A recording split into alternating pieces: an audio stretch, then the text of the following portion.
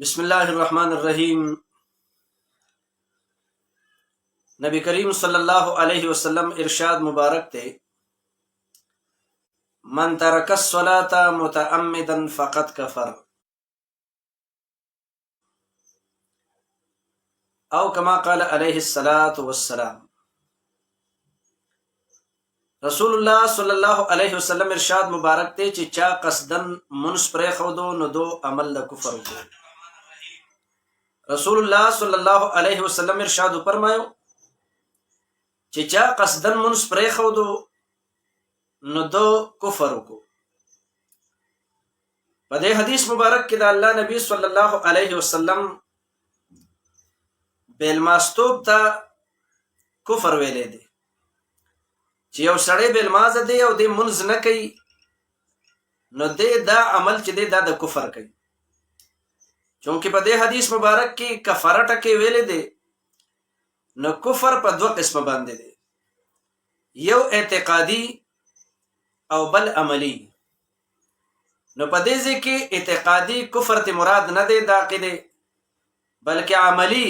کفر ته مراد دی چې عمل د کفر یو کو.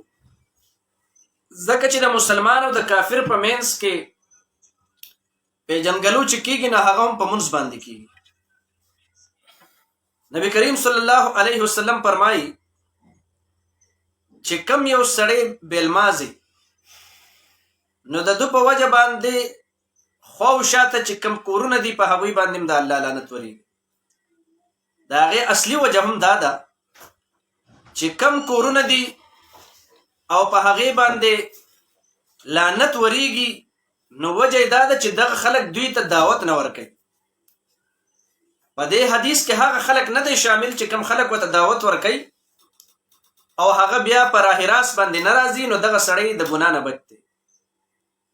او چې کم خلک ورته دعوت نه ورکوي او ځان یې پې ناغرضه کړي چې زمړه خپل قبر دی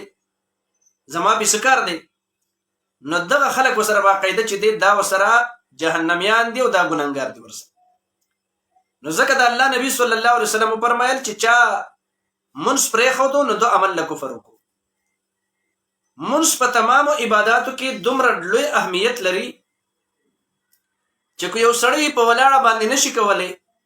نو په ناسته باندې به یې کوي، که په ناسته باندې نشي کولی نو په اشاره باندې به یې کوي، خو په هېڅ حالت کې چې دی منځ ماپ نه دی. دغه شان که د جهاد په معرکه کې او په میدان کې هم د منځ ټیم راشي نو ځینې مجاهدین به چې دی په منځ باندې ودرېږي او ځینې به یې څوکۍ کوي. نو بیا د هغې خپل ترتیب دی چې 2 رکعته وشي نو بیا به دا نور راشي او بیا به په هغې پسې چې دی هغوی وکړي او دغه شان ترتیب کې به ځینې به یې څوکۍ کوي او ځینې به یې کوي، خو منځ په هېڅ حالت کې ماپ نشته. د دې د وجې نه چې څوک یې پرېږدي نو دی پې کفر ته رسېږي. امام ابو حنیفه رحمه الله فرمایي چې بیلمازه د توبې پورې په قید باندې بندي کا. امام ابو حنیفه رحمت الله علیه وایي چې بیلمازه د توبې پورې په قید باندې بندي کا. زمونږ امام وایي د بیلمازه دا سزا ده. امام شافعي رحمه الله په نظر کې چې شافعي وایي مرګې ورله واجب دی پرې نږدې، شافعي وایي مرګې ورله واجب دی پرې نږدې، حنبل وایي کافر دی. د هغو فتوه پیدا ده. د امام شافعي رحمه الله فتوه خو دا ده چې بادشاهي وخت چې کله مسلمان بادشاهي او هغه په خپله د منځ کولو پابندي او دوته بار بار تلقین یې کړي او دی په راه راست باندې نه راځي نو بادشاهي وخت ته دا حق حاصل دی چې دی مړ کړي. په دې وجه باندې امام ابو حنیفه رحمت الله علیه چې کومه خبره وکړه چې هغه وایي بادشاه له پکار دي چې جیل ته یې ور واچوي، خو د دې نه پسې تیز قول د امام شافعي رحمت الله علیه دی چې هغه وایي چې واجب القتل دی. او همدغه قول د امام مالک صاحب هم دی. امام احمد بن حنبل رحمت الله علیه وایي چې دا کافر دی او دلیل می دا دی چې من ترک الصلاة متعمدا فقد کفر. چا چې قصدن منځ پرېښودو نو دو عمل له کفر. په دې وجه باندې بل حدیث کې راځي نبی علیه الصلاة والسلام فرمایي چې څوک منځ پرېږدي قصدن پرېږدي نو د دې نقصان او د دې سزا به د قیامت په ورځ دی چې دی به د حامان عبی بن خلف او دغه کافرانو سره په صفونو کې پاسي. بل روایت کې راځي چې دی به انتهایی تګي کو د دنیا تمامي سمندري د دخلې ته ورواړي نو د دوه تند به پیچلې دا به ختم نشي. او سلطان باهو رحمت الله علیه قول لې چې دا د خنزیر نوم بدتر دی. او شیخ عبدالقادر جیلانی خو تر دې پورې ویل دي چې کم یو انسان منځ نه کوي نو په دو باندې به د قبر ډیر لوی عذاب نو د مسلمانانو په مقبره کې مخه خوي. او دغه شان نبی علیہ الصلوۃ والسلام فرمایي چې د قیامت پر ورځ به د ټولو نه بدترین سزا بیلمازه تور کیږي.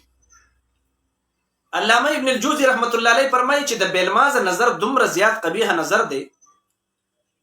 چې دې په لار باندې رواني او د چا د کور دروازه کولاوي او هغه ته صرف په جوور نظر کتنه وکړه 3 ورځې په دې کور کې جنگ جګړې شروع شي. 3 ورځې پورې چې دې په دې کور کې به جنگ جګړې د دوی د نظر دونه خطرناک غزار. نو آیا چې د چا خزه بیلمازي د چا زوی بیلمازي د چا پلار بیلمازي سو په خپل بیلمازي نو په دې کور کې به خیرونه او برکتونه د کوم طرف راشي. زمونږ استادو ځوانه خو مونږ او تاسو ټول عمر له شیطان لور کړی رحمان ته به کله ورکو دا الله تعالی بندګۍ نه خو چې مونږ او تاسو خبري ګنا وجه یې څه چې په مونږ پورې چې دی اکثر مذاقي او بیا خنداګانی پورې کیږي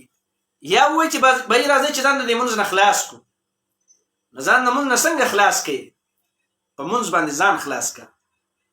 په مونږ باندې د الله د قهر او د غضب نه ځان خلاص کا. نو دا خبره نه ده چې راشه او د مونږ کې کرپشن وکي غلا پکې وکي او په هغه غلا انداز کې چې دې خپل منځو کې بس رکوع سجده قیام دا بالکل صحیح نه برابر نه خدای ته زر خلاص کې ټنګي وي دا بنکي. نبی کریم صلی الله علیه وسلم فرمای چې کم سړی بیلمازه دی د دوی رزق به الله تنګي. کم یو انسان چې بیلمازه د دوی رزق به الله تنګي. سوال پیدا کیږي چې دا څومره بیلمازه چې مونږ او تاسو یې نو دا ټرمار او دا شرابیانو دا به غیرت چې مونږ او تاسو یې هغه د ژوندګو ته وګوره په لن کوزرو کې ګرځي په غټو غټو بنگلو کې. او دلته کې حدیث کې دا وایي چې بیلمازه انسان چې دی د دوی رزق به الله تنګي. نو اصل رزق چې دی دا په سکون کې میلاوي چې د زړه سکون به درته یې راحت به درته یې چې کوم خوراک کې دغه نه باپتونه بیماری نه جوړيږي دا رزق دی. او الله تعالی برته پر اخره ولې د ژوند کې د سکون او د امن چانه به یې ترخه نه چې کوم سړی منځګزار دی دا به غیرت نه ځکه چې ان الصلاه تنها عن الفحشاء والمنکر دا مرس چې د خلق د فحش او د منکر نه د دینه منکې چې تا پرشتیا منځو یو خو زمونږ استادو سجدي دي نه د عادتي سجدي کو خال لکه د غرش نسو سو پتن دی هلال د توري د پرهار دی ټنګي چې لګي د دې منځو څه پیدا چې دغه د چې په دې باندې پوي کوم نه چې راځم د الله تعالی بندگی څنګه وکړه او چې بندگی کینو انت عبد الله كانك تراه فان لم تكن تراه فانه يراك دا سی سوچ برا په دغه نیت باندې به کې چې ته د الله تعالی ان او یا الله تعالی تا ان په دې انداز کې بعضي علماء لیکلي چې په منځ کړه ودرېږي نو دا سوچ پوم کې چې دا زما د ژوند اخرنی منځ ده او په بالکل تور را باندې د پاسه کس نیولې د سر نه وਹੀ نو په دې انداز کې منځ وکړه چې په دغه انداز کې چې را تور باندې بر لوس د مون بعد سر وਹੀ نو سړی په پاغو کې د مخ کې نه وچی او انتهایی په خشوع خضوع سره په جړه سره په درد سره نو یو سجده ولګو چې انقلاب در پکې برپا کی یو سجده په کار د انقلاب لره کنه بیا به دا غیوي سجده سره به هم الله په ژوند کې تبدیلی راوړي. بلدا چې کم سړی بیلماز نه منس کینو د صالحین نورانیت په مخ کې پروت منس کم خلق نه کوي دا هغه رزق الله تنګي د دو ځنکدن ډیر زیات سخی ځنکدن ډیر زیات سخی. خدا افسوس خبره ده چې زمونږه سوچ دې طرف ته ناراضي چې ځنکدن خو بچاله راځي نو کچري دا سوچم راغی نو بیا به یو من زمونږ استاد سره نه قضا کیږي زمونږ ځوانان زمونږ ځواني جنکۍ د دې خبرې هیڅ پروا نه ساتي چې هغه د الله تعالی بندګۍ ته ځان لا ټیم ورکړي. بل طرف ته وګورئ نو الکانو جنکو ټول میک اپونه شروع کړي دي نه هغه پکې دې ته نه جوړيږي چې یاره کوم میک اپ کوم او بیا او دس کوم نو د دې او دس نه بعد خو بچی زما غ میک اپ خرش نه بیا خو براله د اصلي چهره خلک ویني نو بیا خو به راته څوک چې دی په وی آی پي نظر باندې کتنه نه کوي. دا هغه مصنوعیت چې دی په دې په بنیاد باندې اودس نه کوم چې یاره مخ مې بیا ښکاره کېږي او ډیزاین مې ښکاره کېږي. دا ډیزاین به دې یو پیره ښکاره کېږي. قبر د پسې را روان دی، حشر د پسې را روان دی، سوال جواب را روان دی، د بیلتون دا چغې او نارې او جړاګانې د پسې را روانې دي. نن د یو په کور باندې او سبا به ستا په کور باندې راشي. په دې وجه باندې د الله تعالی سره چې څومره انسان نږدې کېږي هغه په مونځ نږدې کېږي. چې مونځ دې پرېښودو نو د کوم طرفه چې دی الله تعالی ته به ته نږدې شي. د صحابو چې به کومه سختي پرې راغله نو 2 رکعته مونځ به لاس به اوچت کو، په مخ به یې لاس چې راکاږو الله به هغه مسله حل کړې وه. او مونږ او ستاسو سره چې دی د سهار مالې جومات ته چې لاړ شي او وګورئ چې یاره په غونډه محله کې 300 کورونه دي. په 300 کسانو کې به 30 یا 40 کسان چې دی هغه مشران چې خوب ولا نه ورځي، هغه کسان چې دی په جومات کې حاضر یو نوجوان په دې کې نه. ان شاء الله د نوجوان په موضوع باندې به سبا بحث کوم، خو کم از کم دا نننۍ خبره چې دا چې بلمازه د هغه انجام او سزا څه شی دی، نو دا یې سزا ده چې په دنیا کې په الله رزق تنګ کړي، دا یې سزا ده چې زړه یې سخت شي، دا یې سزا ده چې ځلکدن یې سخت وي، دا یې سزا ده چې په رزق کې برکات ختم شي، دا یې سزا ده چې انسان د دنیا نه کله ځینې بدبخت مري، دا یې سزا ده چې عذاب قبر به پې خامخای، دا یې سزا ده چې سوال جواب به دې جواب به نشي ورکولی، او دې به انتهایی په دردمندی انداز کې چې دی په دردمندی انداز کې به په دوله مرګ راځي، یعنې د شرم او د رسوایۍ مرګ به اکثر راځي. په دې وجه باندې نور نقصانات په کوم ډېر دا دي چې کم سړی بېلمازی نو د دو اولاد به اکثر نافرماني، چې کم انسان بېلمازی نو زنانه اکثر زنانه اواري او اولاد یې نافرماني، رزق یې تنګي، نورانیت یې د مخ نه وتي او خیر تې نه خورېږي بلکې سراپا شري سراپا مصیبتي. په دې وجه نبی علیه الصلاة والسلام موږ او تاسو ته دا پیغام راکړو چې من ترک الصلاة متعمدا فقط کفر. چا چې قصدن مونځ پرېښودو نو دی کافر شو، چا چې قصدن مونځ پرېښودو نو دی کافر شو. په دې وجه زما محترم ورونو د الله دپاره چې دی رب ته توجه ورکوي، مونځ ته توجه ورکوي، دعاګانې د الله نه وغواړئ، وظایف شروع کوئ او نوافل کوئ،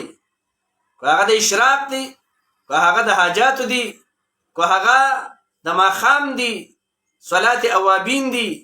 او که نور منځونه دي، دا نوافل ورسره هم کوئ چې تا ته الله تعالی عزت هم درکړي، امن به درته هم درکړي او د ژوند تمام خواږه به درته الله درکړي. په دې وجه زما په ننني درس کې مې دا دغه د پیغام د خپل خاص کر نوي نسل ته چې محترم ورونو د الله نه یره اختیار کړئ. هسې نه چې بله ورځ د ځوانۍ غندلې ماتې شي او بیا به چغې وباسئ خو بیا به وروسته هېڅ نه کېږي، ځکه چې د الله نبي صلی الله علیه وسلم ټولې کامیابۍ چې یادې کړې هغه په منځ کې یادې کړې، ټولې کامیابۍ چې یادې کړې هغه په منځ کې، ځکه چې مؤذن هم وایي الصلاة خیر من النوم، دا منځ چې دی دا غوره دی د خوب نه، او حی علی الصلاة حی علی الفلاح، منځ له هم راشئ او کامیابۍ له هم راشئ. نو پته دا ولګېده چې په دې منځ کې کامیابي ده، او چې کوم یو انسان یې نه کوي دا یو ډېر ناکامه او ذلیله انسان دی. په دې وجه د الله تعالی نه مې دعا ده چې کم کسان بېلمازه دي الله دې ورته د هدایت ټولې لارې کوله وکړي او الله تعالی دې ترې خیرونه خوار وکړي. چا چې تر دې وخته پورې خپل منځ پرېښودی دی دا جرم او ګناه عظیم ترې شوی دی، د الله نه مې دعا ده چې الله دې ورته د هدایت لارې کوله وکړي، هم زنانو ته، هم ځوانانو ته، هم مشرانو ته، هم کشرانو ته، او الله تعالی دې هغه رونه او خویندې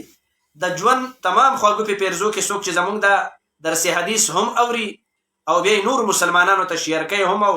نور مسلمانانو ته یې رسوي. په دې وجه باندې د الله نه مې دعا ده چې الله دې د دوی د ژوند تمام مشکلات د خپلو خزانو نه حل کړي، الله دې بچي هم کامیاب کړي